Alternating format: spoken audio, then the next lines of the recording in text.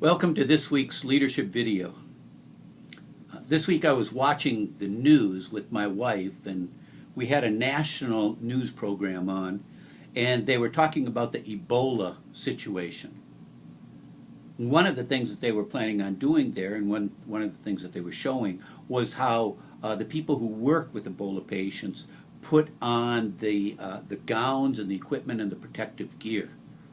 And so as they showed you all of the steps to put it on, my wife says, that's not how you do it.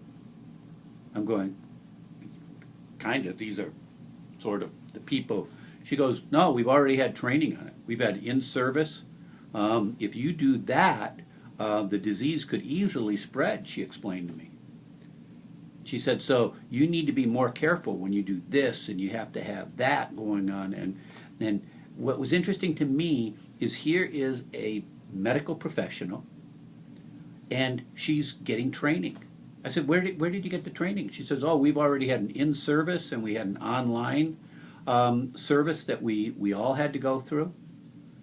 And so here's this ongoing training that each of them was responsible to make sure that they got. Isn't that interesting?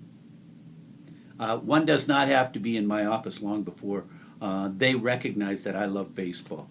See it right over my shoulder. Picture of a play at home plate in the 1991 World Series. You know, the interesting thing about professional athletes, those who get to that higher level, is that they don't need someone else to push them into training.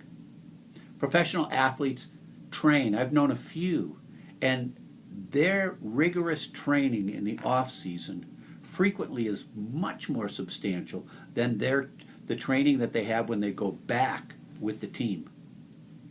See, people who excel do training for themselves. I find that interesting because Paul was talking to a young pastor, the professional, the main guy in the church, and writing to him, he says this: have nothing to do with irreverent, silly myths. Rather, Timothy, here's what I want you to do, Timothy. Train yourself for godliness. For while bodily training is of some value, godliness is of value in every way, as it holds promise for the present life and also for the life to come. What I found really interesting about that was that Timothy was to be responsible for his own training. And it strikes me that that's what leaders do. Leaders train themselves. They put them in environments where they learn. One of the things that we are doing at Northridge, particularly in the 2015 year, is that we're going to be doing a lot of training. Training people who are Sunday school teachers, life group leaders, leaders in the children's ministry, in the youth area, leaders in men's ministry and women's ministry, leaders for those who are elders and who have a desire to be elders. Just across the board, we're going to really try to ramp up training. But we can't make anybody go through training.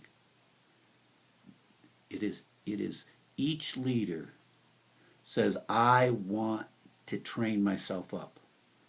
And so I encourage you to find every opportunity to get better at whatever you're doing in ministry, whether it's teaching, whether it's hospitality, whether it's a gift of helps, whatever area it is, train yourself up.